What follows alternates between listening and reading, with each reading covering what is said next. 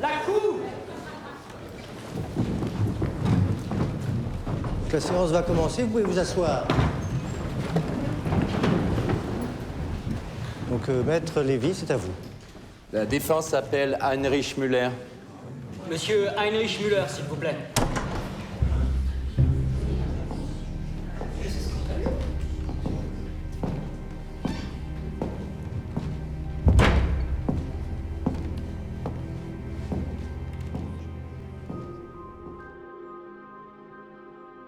Well, I can tell you how I was personally affected by the Second World War because I'm just part of that generation that was born with the generational guilt.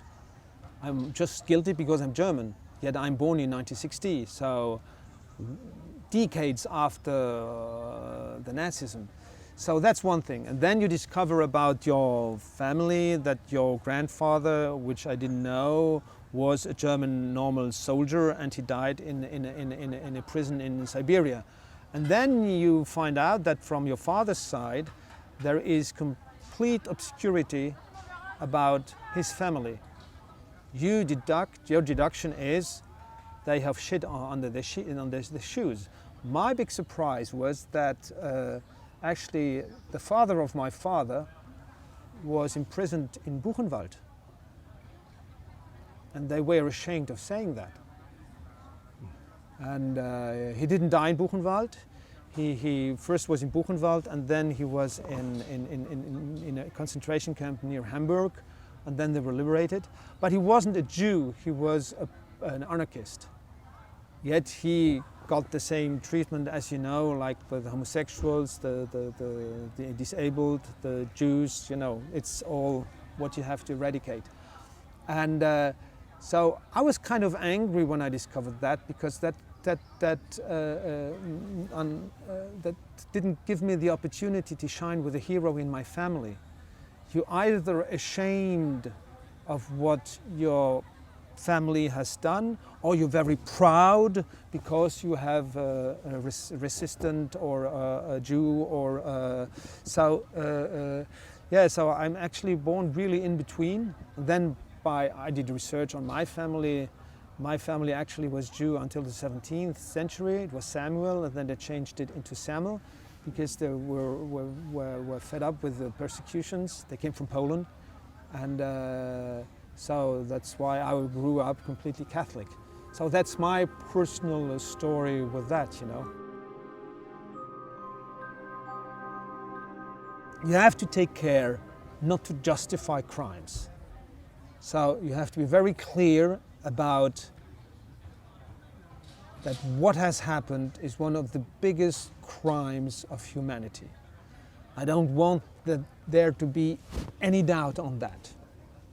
And yet, like with Heinrich Müller, if production is intelligent enough to give the bad guys the opportunity to tell their story, then me as an actor, I move in with my, I hope, highly evolved sense of responsibility.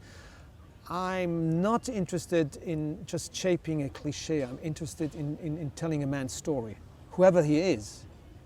And whatever a man has done, you take any dictator and it will be passionate to understand why Pol Pot did what he did. It's very passionate if you give space to it. It doesn't mean it justifies it. It doesn't mean that you agree with it, but it means that you get a beginning of understanding of it. And then you enter in human complexity in a way you have no idea. You start to understand why they're doing what they're doing for very selfish reasons or for reasons you would not share at all, but you understand. And when you start to understand a human behavior, then you judge and you analyze in a different way. What makes that series so very special is that it gave me, for the very first time in my professional career, the time to tell a man's story. And the time to reflect on it and the time to grow with it. So that's the invention and the benefits of a series anyhow. You find a lost treasure, you get a lost treasure back, and that lost treasure in TV or cinema is time. Normally you tell a man's or wife's or couple's story in 1 hour and a half. Here we have 7 years with 12 times 1 hour of screen time. It's not all on you, but it's a collective enterprise, but it gives you a lot of opportunities to grow with it and a lot of opportunities to change angle. That's actually, I think, it's the biggest present you can give to an actor. Second biggest present is the quality of the writing and the quality of the team.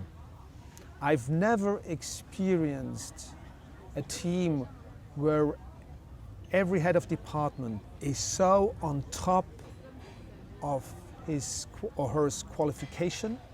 So actually completely, here I am, I'm the costume designer, I'm gonna show you your costume. And you are kind of, woo! I always get excited when the makeup artist or hair artist or costume designer or those who make the locations want to show me something, because I'm always, wow.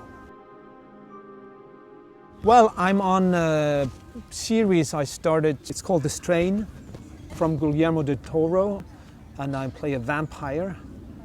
But I also have some cinema stuff going on, some minor indie movies, a German movie, a comedy, then a movie, an Italian movie just released in theaters in Italy, and a psychological thriller called A Day Like a Week from director Carter Eit, where I co-star with Armor Asante. And you can see season 6 on MHZ Choice.